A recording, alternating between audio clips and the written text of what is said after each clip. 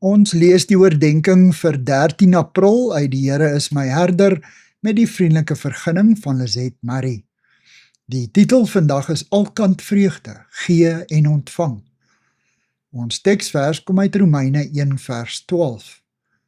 Ek bedoel dat, as ek by julle is, ons deur mekaar se geloof bemoedig kan word. Ek deur julle sin en julle deur myne.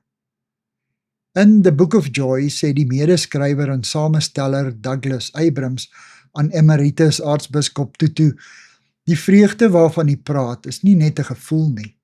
Dis nie iets wat kom en gaan nie. Dit is iets diepgaande. Dit klink asof hy sê dit is 'n manier waarop 'n mens die lewe benader. Die Emeritus Aartsbiskop antwoord nadenkend. Uiteindelik vind ons grootste vreugde daarin om aan ander goed te doen. Ons is bedraad om erbarmend te leef. Dit is in ons aard om versorgend en ruimhartig te wees. Wanneer ons nie in staat is om na mekaar uit te reik nie, verskrompel ons. Daarom is alleenopsluiting so 'n absolute verskrikking vir 'n gevangene.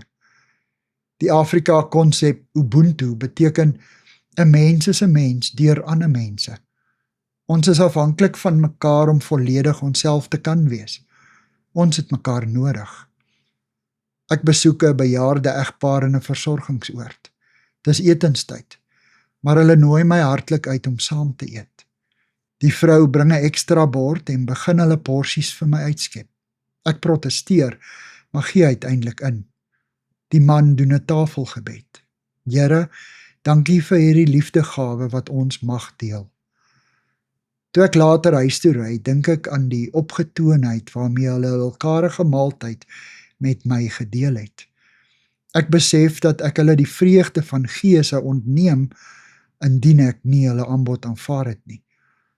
In my gedagtes hoor ek Neil Diamond sing, It's not about you, it's not about me, love is all about we.